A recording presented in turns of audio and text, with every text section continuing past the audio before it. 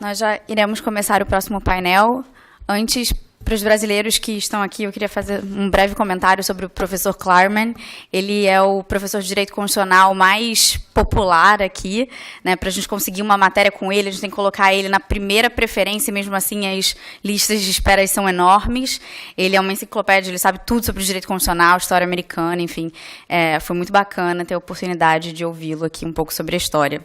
Eu agora vou introduzir em inglês os nossos próximos participantes, e esse painel agora vai falar um pouco sobre os desafios institucionais em países emergentes. So, good morning, everyone. Before I introduce our panelists, I would like to thank you for being here. I want to say that I'm very honored and thrilled to moderate the panel Institutional Challenges in Developing Countries, which is aimed at providing insights and tools to critically assess the quality of our institutions and think new ideas to better Brazil and other developing countries. Our distinguished panelists are Professor Rohini Pande and Justice Luís Roberto Barroso. I welcome you here.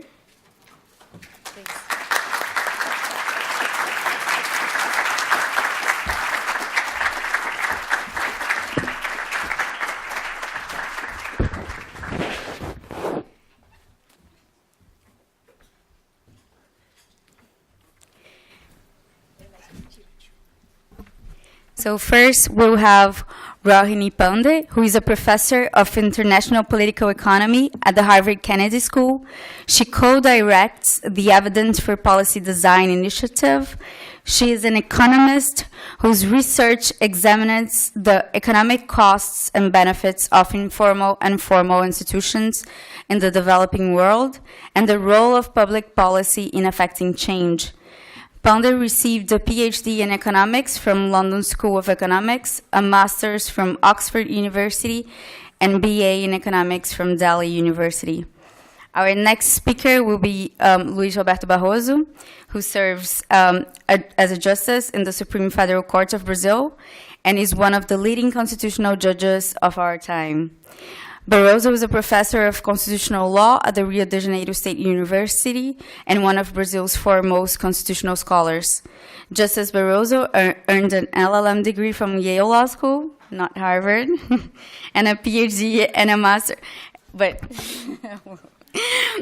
and a PhD and a master's degree in law from the Rio de Janeiro State University. And I had the pleasure to clerk for Justice Barroso for almost 3 years in the Supreme Court. It's great to have you here. Professor Pandey and Justice Barroso will make a 30-minute presentation each, and then we'll have around 15 minutes for audience Q&A. To make the panel debate more interesting, please submit your questions through the app Slido. You will also be able to vote for the questions you like the most. You can connect to the Harvard Public Wi-Fi and go to slido.com using the code Harvard Law Brazil. Thank you. We'll start with Professor Pande now.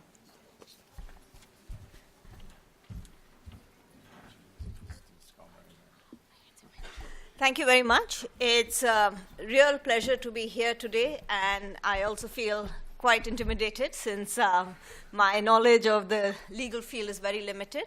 I am an economist by training. I am at the Kennedy School, and I work on areas of public policy. So I thought I'd start by talking about actually the one case where my work has engaged and interacted with the judiciary. And I want to use that to open up for a broader discussion of the role of evidence in the judiciary, and in some sense pose a question to you as to why we see, at least in the countries where I work, less of an engagement of empirical researchers with members of the judiciary relative to, say, the bureaucracy or politicians. So let me start by describing something that then has turned out to be a continuing stream of work for me, which is I joined Kennedy School in 2006, and I think roughly a couple of years later, I was sitting in my office, and this lady entered the court, my room, and she said, I am the legal representative for the environmental regulatory body in a state of India, Gujarat, which is one of the fastest growing states in India, also well known for being the state of our current Prime Minister. And she said, happened to be in Kennedy School, and I've heard that faculty here work on policy-related issues, and so here is what I've come to you with. So in India, as in many developing countries, there are quite strong environmental regulations on the books, but these are not enforced. So if you look at India, it basically copied the Clean Water and Air Act of the US, very stringent, so we have no civil penalties for pollution, but it's a criminal penalties for pollution. And if you go to any part of India, or even if you read the newspapers, you will hear about very high levels of air pollution. So the regulatory standards are typically never met. Now, enforcing this comes to the regulatory body. And one thing that the regulatory body felt was that they didn't have the staff to get good data through inspections on the levels of pollution. And this is, I think, quite a common problem in a number of countries where, partly due to public sector reforms, and in the case of India, IMF coming in the early 1990s, there was a freeze on public sector hiring. And so there was very few inspectors while India industrialized hugely. So the High Court in Gujarat, so that's the level below the Supreme Court, heard a case on high levels of air and water pollution in the state, and said that there's no reason for us to think of environmental capital as different from financial capital. So just as we require companies to provide audits of their financial records, I'm going to require that companies start providing audits of environmental records annually. And this, I would say, is quite a common practice. So even if you look in the US, how does the Environmental Protection Agency enforce pollution?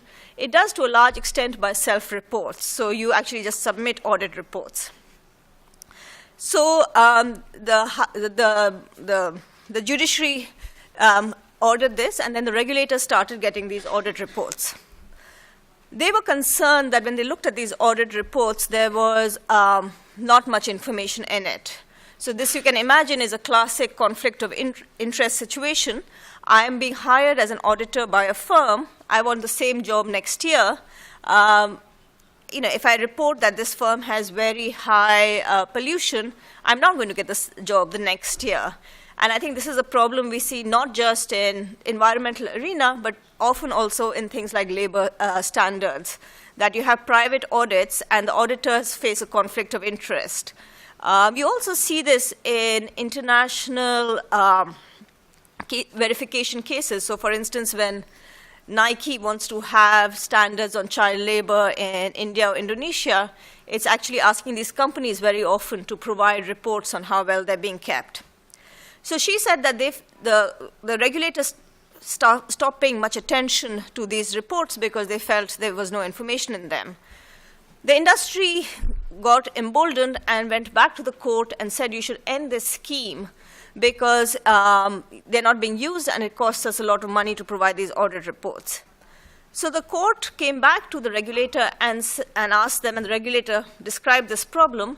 And then the court said, we want you to reform the system. And here's the important part. They said, we want you to provide scientific evidence that whatever reform you're going to undertake is actually going to lead to good information coming out. And so she had come to my office to say that we need to go back to the court with good scientific evidence that you can actually improve the quality of audits. And if not, we're going to have to disband audits.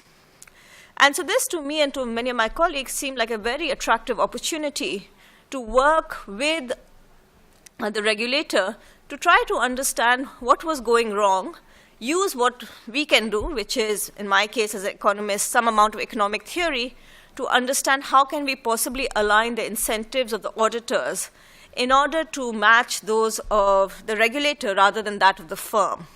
So we spent some amount of time in the field, and then we identified two possible things. First, we realized there was a lot of auditor shopping going on.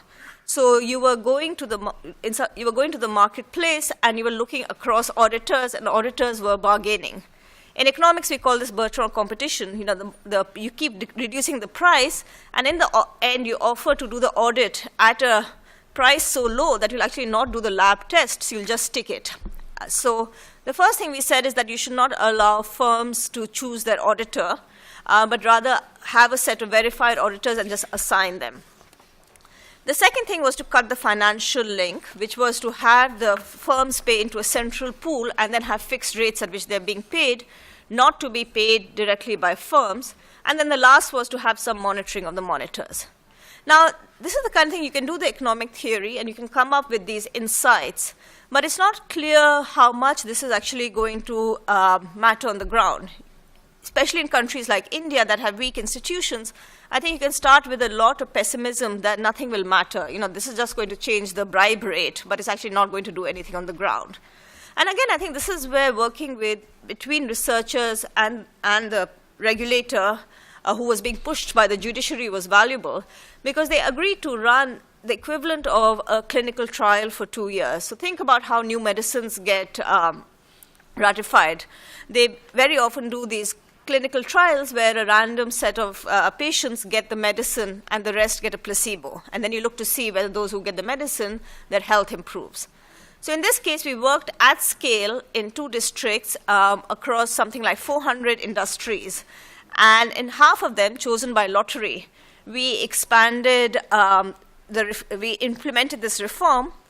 And then after 2 years, we found significant evidence that this had led to improved reporting. And we knew it was improved reporting because we ran independent surveys to check this. The regulator then went back to the court with this evidence, and then this reform was rolled out across the state. So I think this is, as I said, this is the only time I have worked on a public policy project which was pushed by the judiciary. In the end, our engagement was with the state, but the reason why the state wanted to do this was because the judiciary asked them to do it. I work on political economy. A lot of the time I work on corruption reforms across South Asia, and we usually have a lot of cynicism among academics. So their view is, you can go and try some little reform. For instance, how do you reduce teacher absenteeism? How do you prevent doctors from charging too high a price? But in the end, once the researcher leaves, this is going to be something that will just fall apart, because the political economy of reform is such that no one is going to implement it. And I think that can often be true. It didn't turn out to be the case for us in the environmental case, because the judiciary stepped in. And in India, in general, on all environmental matters, the judiciary has been very proactive. So as a result of this, I have since been, for a couple of large environmental conferences with the judiciary. But what's interesting to me is a lot of the discussion on issues to do with environment, or say even with climate change negotiations, are about trying to understand legally what is feasible, and less attention is paid to what can happen in terms of implementation when you're thinking about in this ground with weak institutions. So I'm actually probably going to talk for less long than I was asked for, because I felt this was a unique opportunity to me to hear from you as well about why, and maybe it's different in Brazil, but why is it that we see less engagement of evidence-based policy making very often with the judiciary in terms of just data collecting or examining the role of reforms? I feel in the judiciary there is, data comes very easily. It's very common to have file briefs which are based on evidence. But the actual act of saying we should go out and collect evidence on reforms, often evidence that will take a couple of years to collect, is something that, at least in the countries that I have worked on, comes less from the judiciary. It could be that, this kind of proactive reform thinking is not something that the judiciary is going to be engaged in. It's going to pass judgments on issues that have come to hand. But I think the the fear is that unless there is some mechanism for actually reforms to be evaluated and tested, we will not know what will work and what will not work, especially in settings with weak institutions. I think one of the very well-known examples from Brazil that we all teach in our courses is, of course, the audits of municipal governments that take place. And there are a set of famous papers that examine what happened when audits were released just before Brazilian elections rather than just after, showing big effects of voters penalizing those. There's recently been some research also looking at what happens for those who have, say, just by randomly multiple audits during the same election term. And their argument is that to the extent it has a disciplining effect on politicians, it's because of the fear of legal sanctions. It's actually less because of electoral sanctions, but legal sanctions. Again, as I said, we teach this work, and we always talk about transparency initiatives based on the Brazilian experience. And again, I'd be curious to hear about, if you wanted to build on these reforms, how is the judiciary placed to actually collect evidence and work with researchers in this area? Let me stop there as a set of opening remarks, and I'm happy to come back more, but I wanted to have more of a dialogue than talk. Thank you, Professor Pande. We will have a lot of questions for you, for sure. So I'll pass to Justice Barroso.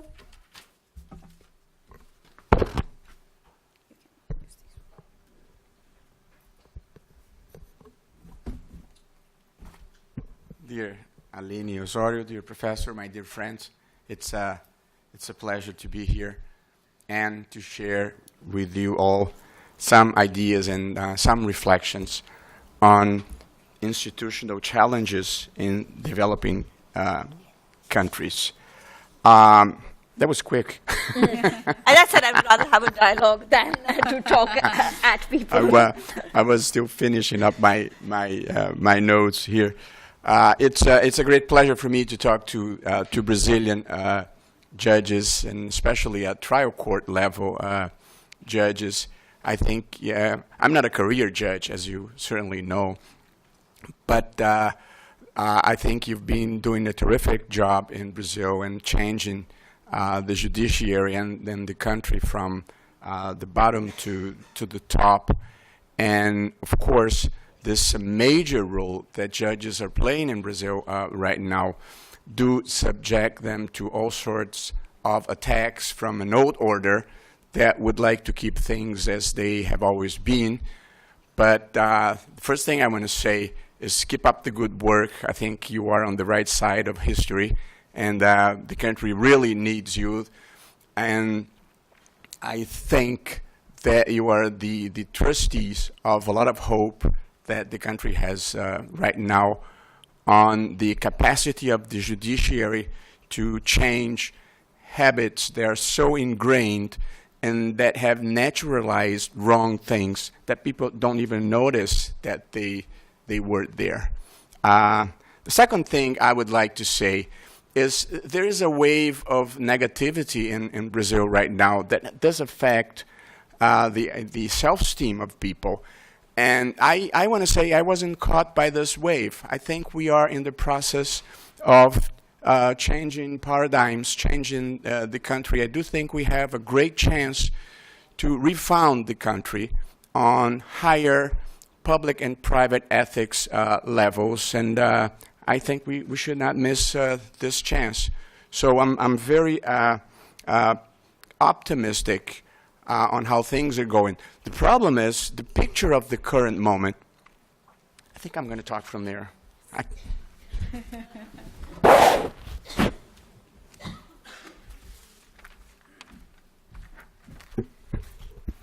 I like to see people when I talk and make sure they're not going like this. I think the problem is with the picture of the moment we are living. We have a good history. The 30 years of Brazilian democracy have generated a good history, although the current picture is devastating.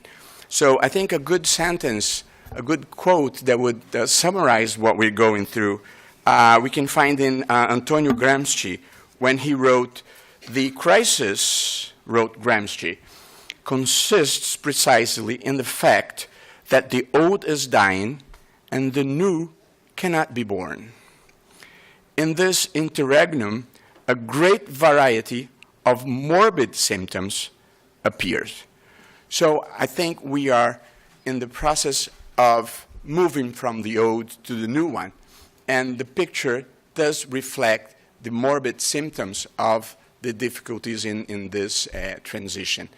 But as I was saying, I think we are in the process of refounding the country. So I don't feel like the character of the story my good friend Carlos Aires likes to tell, that this guy went to the doctor, and the doctor tells him, "I have bad news for you. I have bad news, and I have even worse news for you." And he asks, "Well, tell me the bad ones first." And the doctor says, "You only have 24 hours of life." So, well, what could be worse than that? I've been meaning to tell you since yesterday. Well, I would like to start this talk on a positive note. The first positive note I would like to highlight here is that 30 years of life in any constitution in Latin America, the endurance of a constitution for that long, is an achievement that we should celebrate. So this is the first thing. And it has been a normative constitution in the sense that it has been a constitution that actually apprehends the political process and to a great extent has been able to domesticate the political process. So the first thing in institutional debate I would like to say is I don't think we should throw away the political capital that the Constitution represents. And I am totally against convening a new constitution in Brazil. I don't think it's time. I don't think it's convenient. And I think this constitution, which is not ideal, has, however, helped very successfully for Brazil to make the transition from an authoritarian regime to a democracy. And I would be very scared of what could come next if we would get rid of this constitution and restart this discussion. Whoever here lives in Brasilia, I think there is a good story that can illustrate what I think. I live by the lake in Brasilia, and a few months ago, a family of capybaras started living in my garden. It started with 4, and then 8, and then 16, and then 32. So they just keep multiplying, and I was scared about that. And you can't touch a capybara. It's an environmental crime, no bail, if you kill a capybara. So I asked my personal trainer, who lives in Brasilia, has been there forever, said, "What's the predator? Who is the predator of capybaras?" And he says, "Onça." So, you know, I started to think they were kind of good-looking and charming because, I mean, onça or tiger or jaguar, I don't know how to translate onça to English. So I would stick with what we know that, you know, won't be too harmful. And this Constitution, I think I should say, has helped us with 3 great achievements that we should celebrate. The first one is institutional stability. We've had 30 years of institutional stability. I know the younger ones won't give too much importance to this, but Brazil, in the worst Latin American tradition, has always been the country of the coup d'etat, of the overthrowing of governments, of breaches of constitutional legality. It's been like this forever, since the first moment when Peter I dissolved the first Constitutional Assembly, until the military coup of 1964. So 30 years of institutional stability is an achievement that we should celebrate. And these have been no ordinary times. We've had difficulties and scandals like the Mensalão, like the Petrolão, like the car wash operation. We've had the impeachment of 2 presidents that were elected by popular vote, and still no one ever, so far, cogitated of any solution that would not be the respect for the Constitution. So many of us who have seen the darkness of a dictatorship, we know how much we appreciate living under democratic institutions that are stable, like Brazilian ones have been. The second achievement that I think we should celebrate, and still highlighting some positive aspects of these 30 years, and the point I'm trying to make is the snapshot of this moment is dramatic, but the movie of the Brazilian democracy, the 30-year movie of the Brazilian democracy, is a fairly good one. So the second achievement I would like to highlight here is monetary stability. Whoever is over 40 here, there are a few of us that are over 40 here,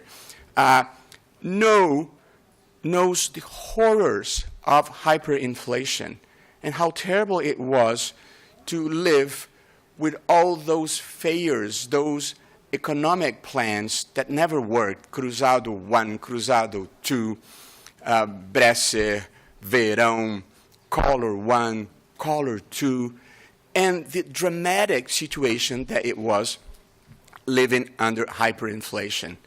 Always noting that hyperinflation is very cruel to the poor, because whoever has money and capital, you can preserve it in financial markets.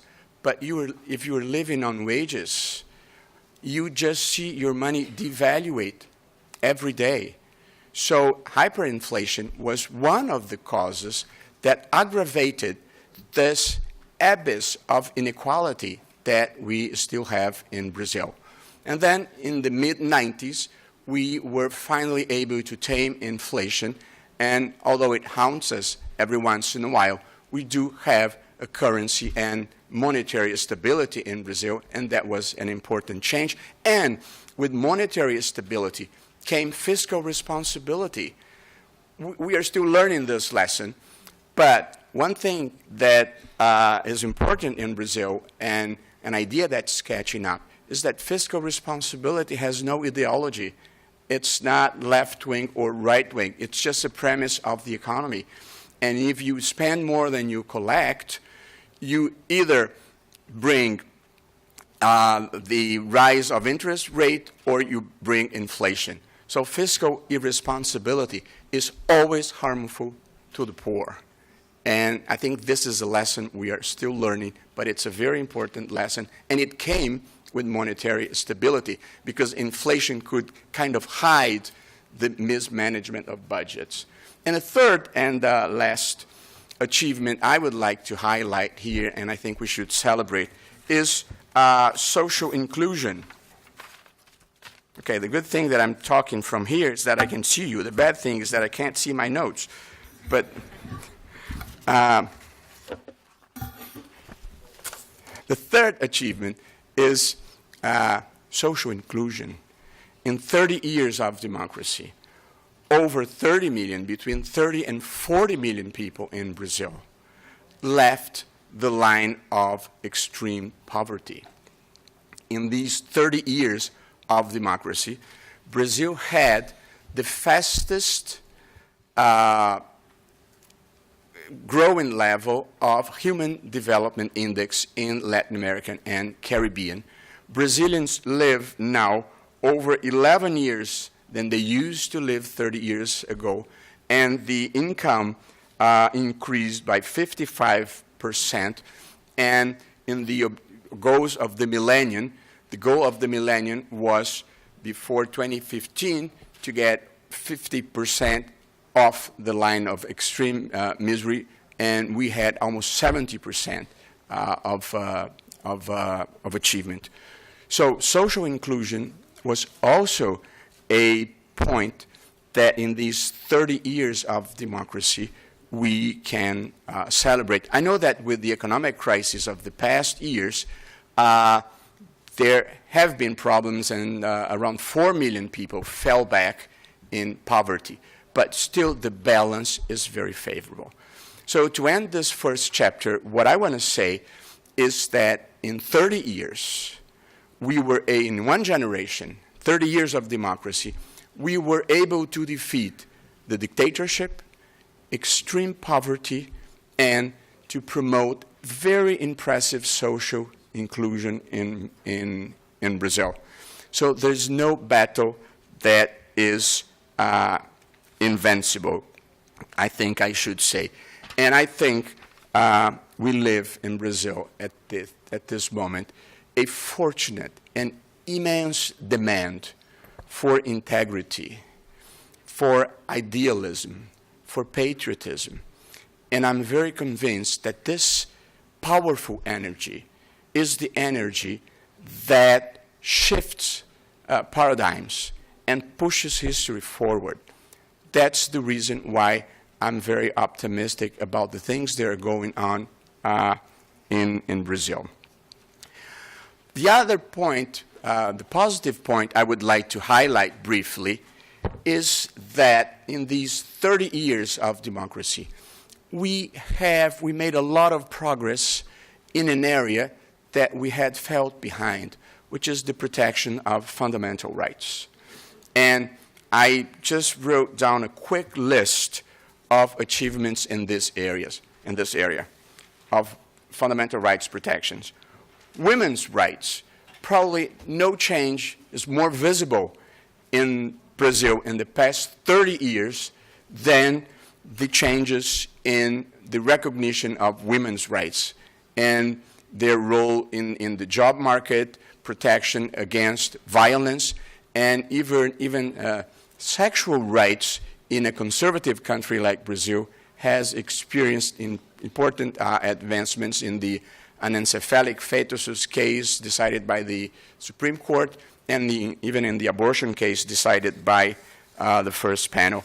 There have been progress in the protection of blacks in Brazil, Afro-Brazilians, with the affirmative actions being strongly supported by the courts, both for access to university and to public offices. The LGBT community in Brazil has found in the judiciary a strong protector of their rights. We now have in Brazil gay partnership, and we have civil marriage for gays, and that was unthinkable 30 years ago. So I think in life we should celebrate victories that we achieve. The indigenous peoples have encountered in the judiciary strong protection for the demarcation of their lands, and I think this is an important achievement. And one thing I want to highlight here that most urban people don't pay attention is whenever you demarcate indigenous people's lands, you are protecting the environment, because areas that have been demarcated, they don't suffer problems with the tearing down of the forest. So protecting the Indians is an important way of protecting the environment. We have important decisions involving transgenders, involving freedom of expression, animal ethics, which is a subject that's not yet in the radar of the mainstream in Brazil, but we have important decisions against cockfighting, against farra do boi, boar of the ox, but whatever, and vaquejada. So I think it's an enlightened role that courts play, bringing to the public debate this matter of animal ethics that is in the agenda of any progressive country at this moment. I don't want to say the Supreme Court always got it right.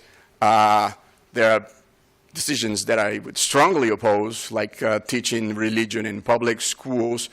there was a decision of maintaining postal monopoly in the internet era. There was a decision that had very bad consequences when the cláusula de barreira, the barrier clause, the electoral threshold was struck down by the court and had as a side effect this multiplication of parties. But I think the balance of the Supreme Court and of the judiciary more generally in these 30 years of democracy is strongly and positive. So this is what I would like to say, the good things I would like to say about this period. There being some negative points too, and I would like to highlight two of them very briefly, looking back to these 30 years of democracy. The first one, it's impossible not to point this out, is the political system.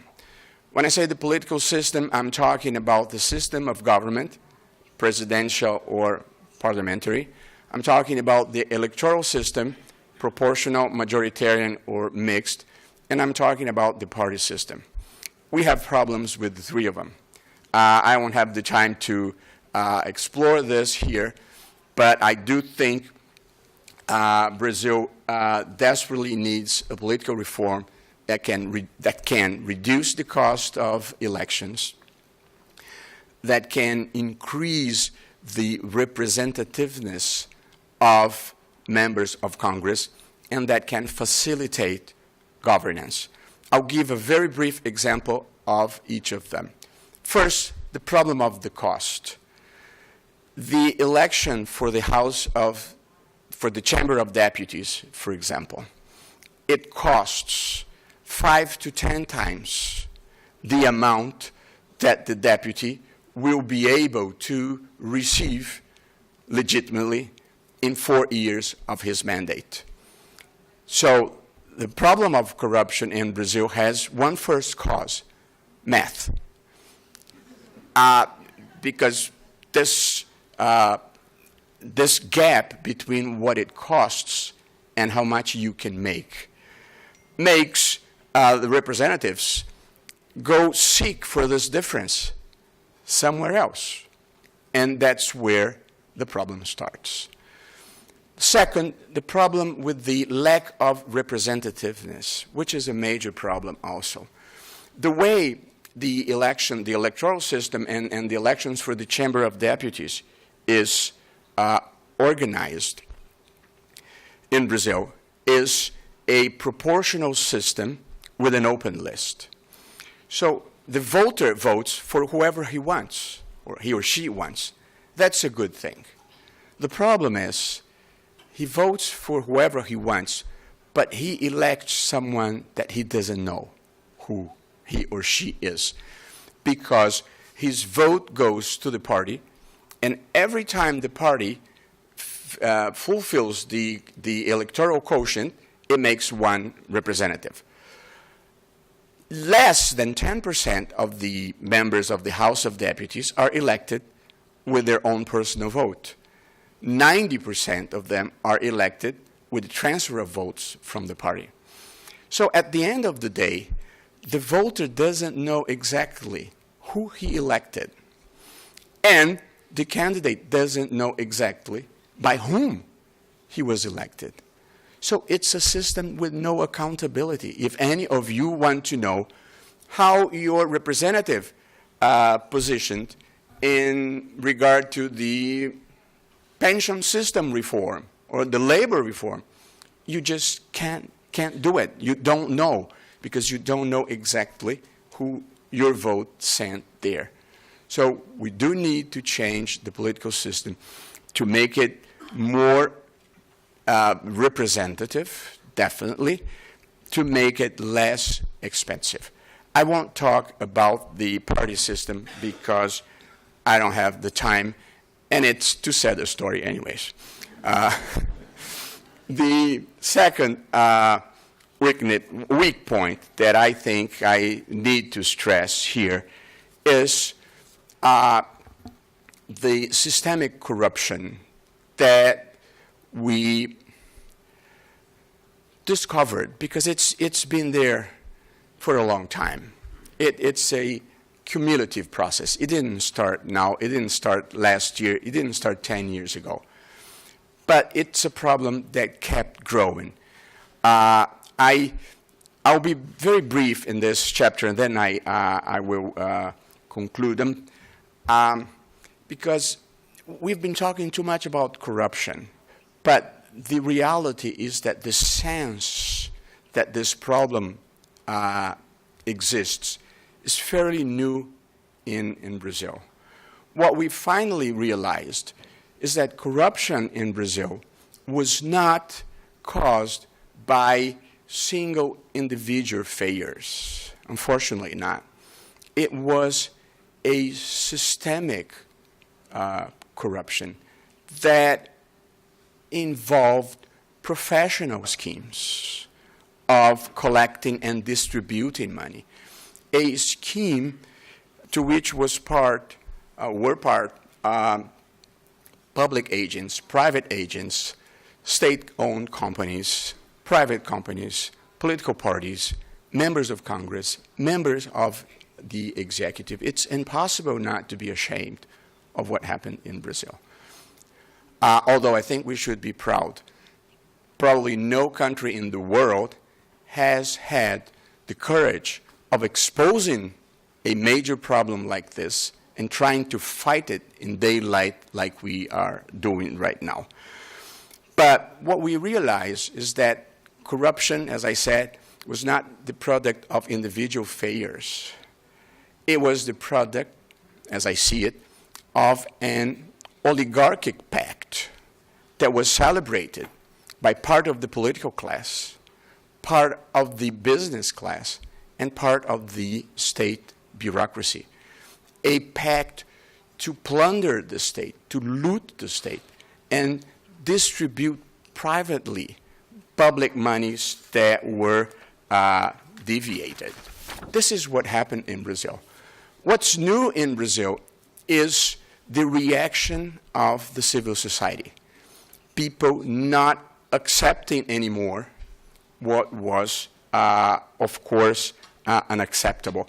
And I think this reaction by society has fostered a change of attitude in the institutions, a change in the legislation, and a change in the case law.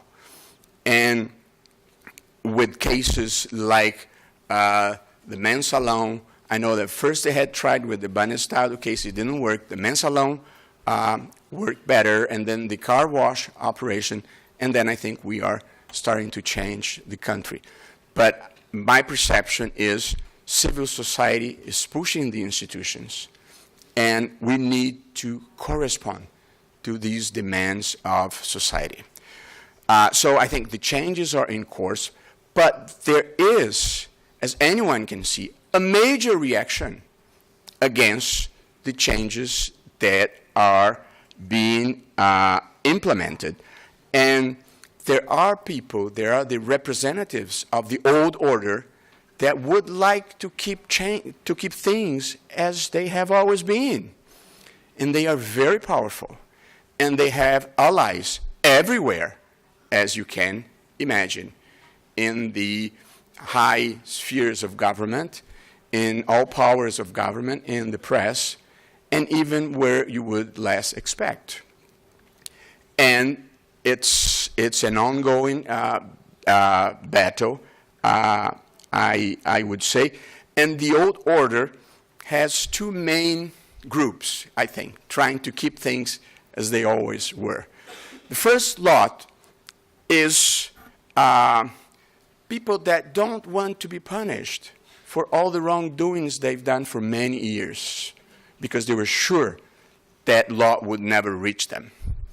But there is a worse lot. There are the people that don't want to become honest, neither now nor ever. They just want to keep things as they are. And they are very powerful, and they still are everywhere around. I think the good thing I would say is I think the country has changed. The train has left the station, or a seed has been planted, and I'm very convinced that nothing will be the same again in Brazil. What we should know, however, is that this is a fight that we win by points, not by knockout. So it takes time, it takes perseverance, but we should get going. I want to use here to end this topic and then conclude with an allegory I heard with the discussion with my good friend, Paulo Barroso, who is a law professor here in Boston and a political scientist. And the allegory he used, which I found very interesting, and I even wrote it down with my own words, but it's his idea, was basically the following. Suppose an individual that is addicted to drugs. He's very functional. He still can do his job and go on living. But the addiction is killing him. It's doing him a great harm. But nobody notices that. Nobody realizes he is a drug addicted. But one day, this individual realizes he's a drug addicted, and he decides to fight the addiction. Well, in the first moment, when he starts fighting the addiction, life becomes much worse because of the typical withdrawal syndrome that any addicted suffers when he goes to this process of detox. But that's the only way for him to get healed, to fight the addiction. Well, this is a good allegory of what's going on in Brazil. We got addicted to a way of doing business and doing politics that was very corrupt. And I think we are in the process of realizing the gravity of the problem and in the process of starting the detox, starting to get rid of the drug, which is corruption. So part of the crisis we're going through right now is kind of a withdrawal syndrome from corruption. We are learning with great difficulty to create a new threshold for doing business and doing politics in Brazil.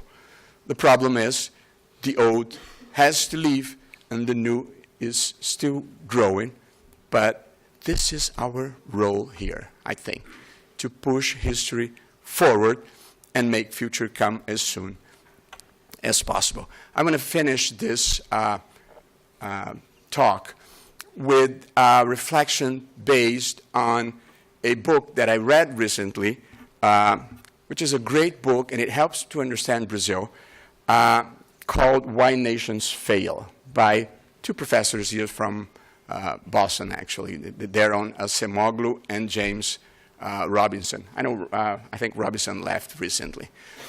The central thesis of the book is the book tries to explain why countries reach prosperity or they become poor. And the main argument is that countries that became rich are the ones that were able to create economic and political institutions that were inclusive. And the countries that became poor are the ones that were conducted by extractive elites that did not allow for inclusive economic and political institutions to grow. Applying these ideas to Brazil, although I think we made a lot of progress, we have not yet changed the main structural causes of corruption in Brazil, which I think are the political system and a state, a public sector that is too big, too inefficient, and that can distribute favors very broadly. And that's one problem. So we should not think that we are going to change Brazil with criminal law and punishments. That's part of the process, for sure. But we need to fight the structural causes of the corruption, and these are two of them, besides, of course, investing in education and other areas. So I think the process of creating inclusive institution in Brazil is very important to have this in mind. And I think we are living to use an expression of the same authors, a critical juncture, a conjuntura crítica.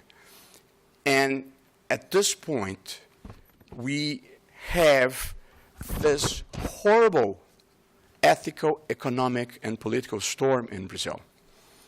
But this is the environment that creates the conditions to change the institutions and try to create inclusive economic and political institutions. I need to close because my time is over. What I want to say, as we celebrate 30 years of democracy, we have several achievements to actually celebrate, and I don't think we should disconsider this. We should not focus only in the devastating snapshot of the moment. We should look to the history of these 30 years of democracy. And these 30 years of democracy can give us some reassurance that the next 30 years will be as successful as the past 30 years generally, I think, have been. I think we are on the verge of a profound and peaceful revolution in Brazil, which is changing the threshold, the paradigm of public ethics and private ethics in Brazil. I think this is the task of our generation. This is the last task of our generation. We won the dictatorship. We won hyperinflation. We had important victories against extreme poverty. Now we have this important final battle, and then we're going to leave path for the next generation, which is raising the threshold of ethics in Brazil, starting with giving good examples.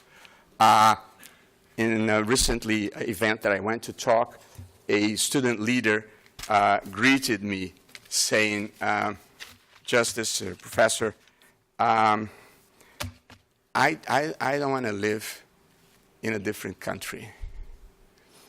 I want to live in a different Brazil. I thought that was a great quote, and I end with it. Thanks.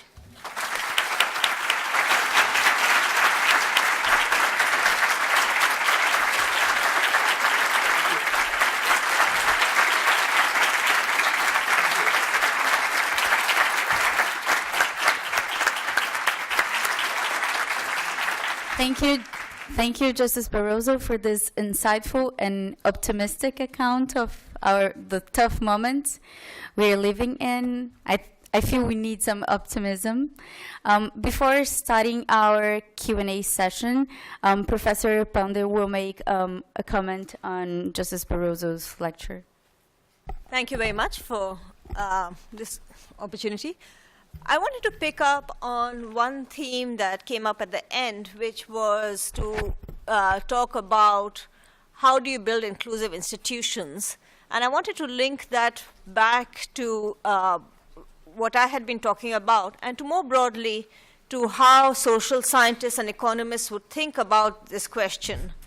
And just as background, I think one way you could read the Acemoglu and Robinson book is actually quite a pessimistic book. It's a book that says that if you don't end up making the right choice at the right time, so when you hit this critical juncture, if you don't have the lucky accident of, say, the Glorious Revolution in the United Kingdom, well, then you may end up with the extractive elite, continuing to make a country not work well.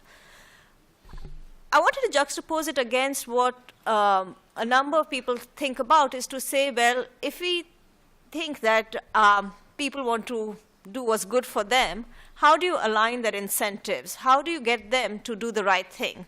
A different way of saying it is that perhaps everyone is capable of being corrupt, but in some places being corrupt is too expensive an activity, which is why they're not corrupt. So how do you take a country and make it one where corruption becomes not worth your while? It becomes too expensive an activity to do. The personal cost is too high. How do you take a country and make it one where actually investing in redistribution is the thing that is appropriate, that is actually something that you think is going to be the best thing, even if you only care about yourself?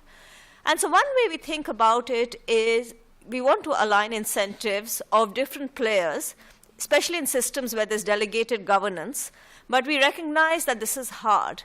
And I think this is where information becomes very important. Information allows you to monitor, it allows you to have transparency.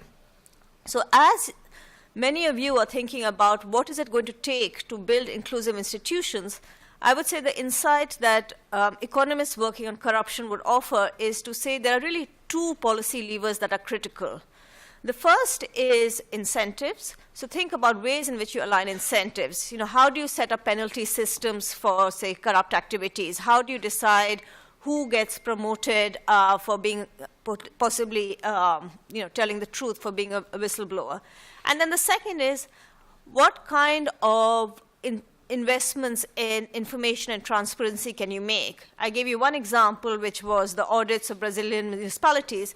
There are many other examples one can think of, but I think as one thinks of putting in place inclusive institutions, everyone needs sort of specific steps of what to do. Otherwise, it's easy to be pessimistic about the process. And I think to think about really aligning incentives and improving information are two key insights that we see again and again across different parts of the world.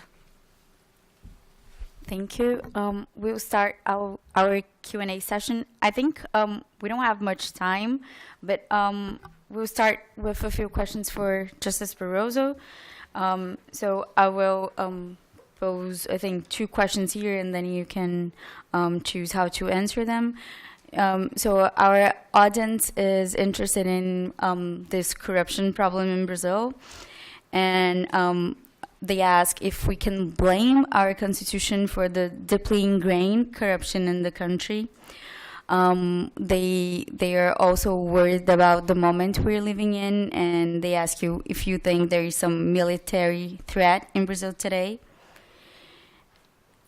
And also, they wonder how can we, as a society, be part of this fight against corruption.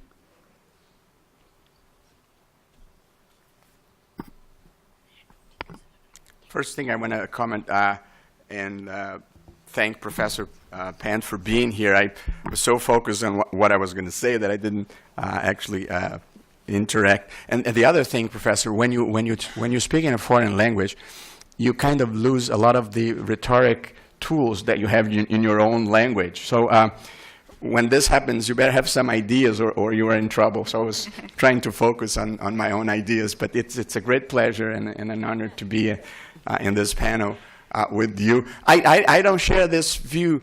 I think the book that we're talking about, we're both talking about the Why Nations Fail. I think the message is you can always turn to the right direction anytime you want. So I don't think there is a historical determinism.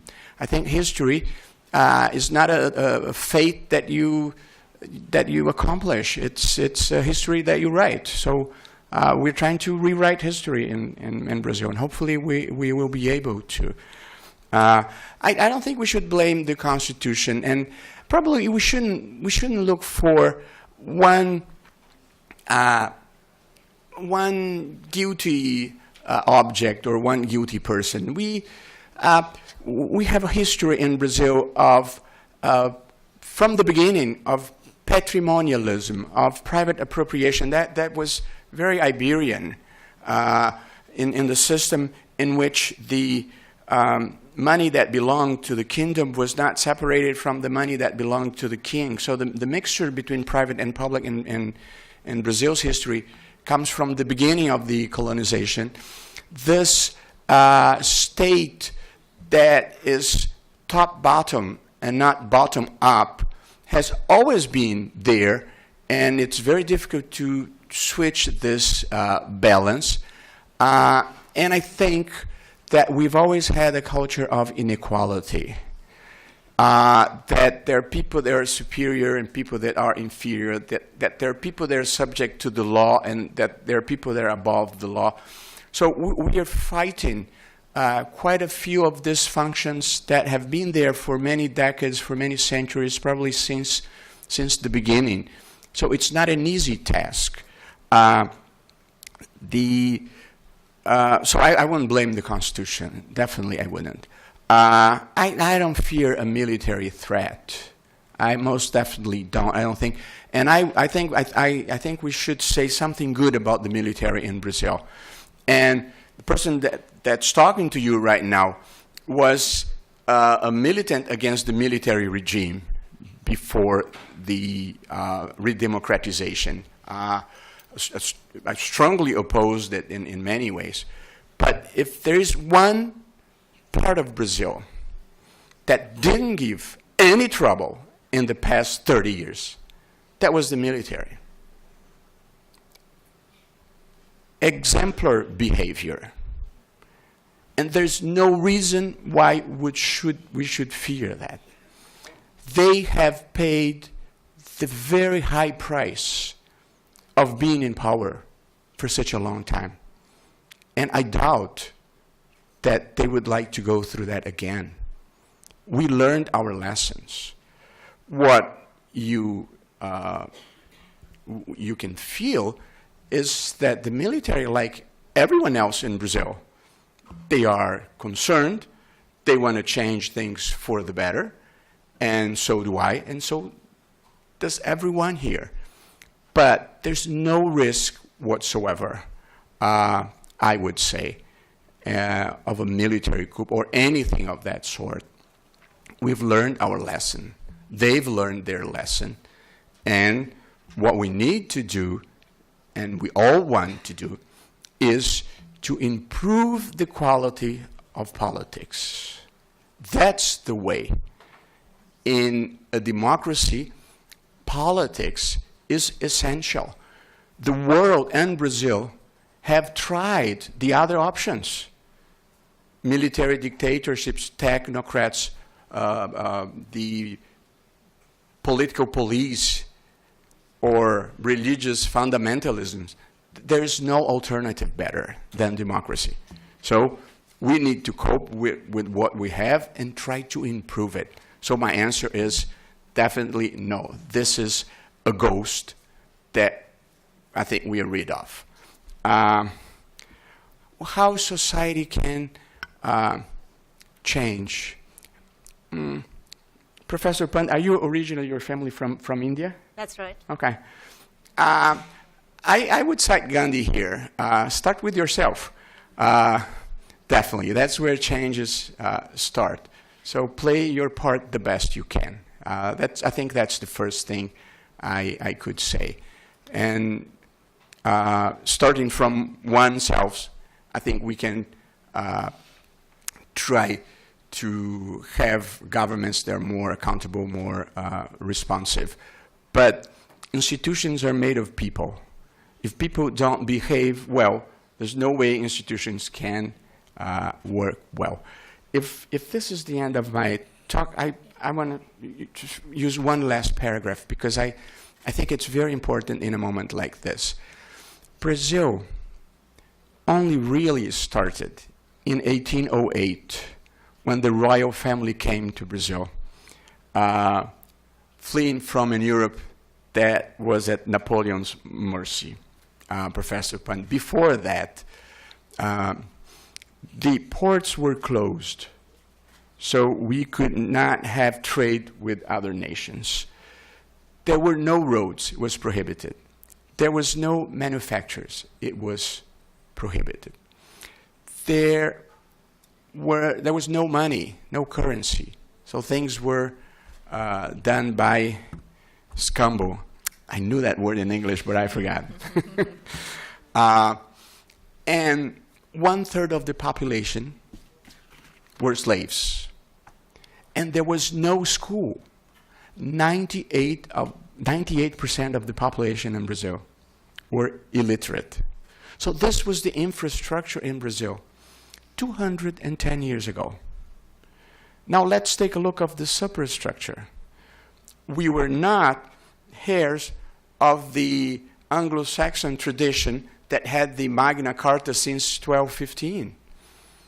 We were the heirs, very dear as our Portuguese friends are, we were heirs of the last country in Europe to end Inquisition.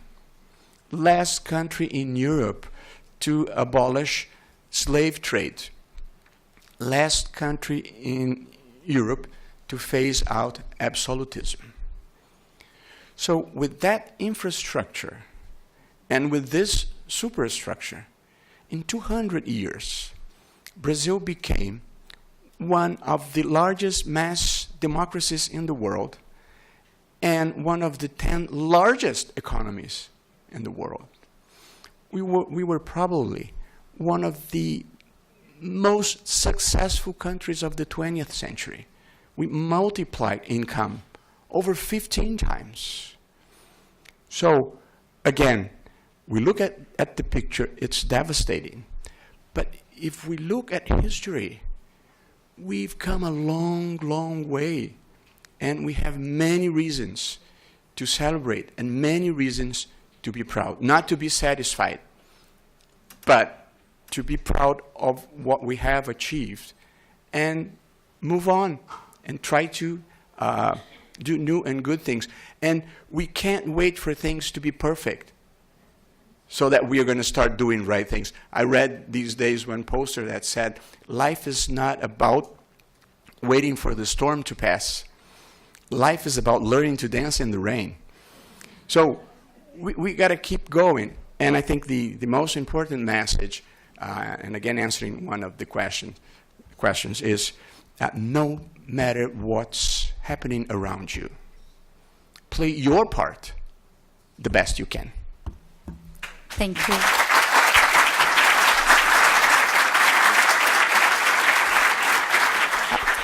So we have one last question to Professor Pandey. So the audience asks, how do we conciliate the need to have evidence-based policy and the democratic channels of policymaking? It's interesting. I actually don't think of them as something that needs conciliation, but I think that evidence-based policy making is often some of the best ways of ensuring that you have democratic policy making. So just to give you a couple of examples, it's very easy to say we want to put in place policies to fight corruption. It's very easy to put in place policies that actually have no effect on corruption. So I have a colleague who describes this often as isomorphic mimicry. And the example he gives is often of Uganda. So if you look on the paper, so you look at sort of de jure policies, everything looks perfect. You have every policy in place. You have the anti-corruption office. You have the regulator office. But then you ask, what does it achieve? And it's very little.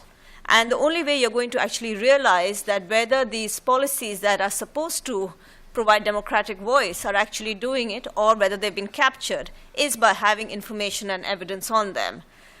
So that's one answer about implementation. The other side of it is when we assume very easily that giving citizens electoral power gives them information. That's not true.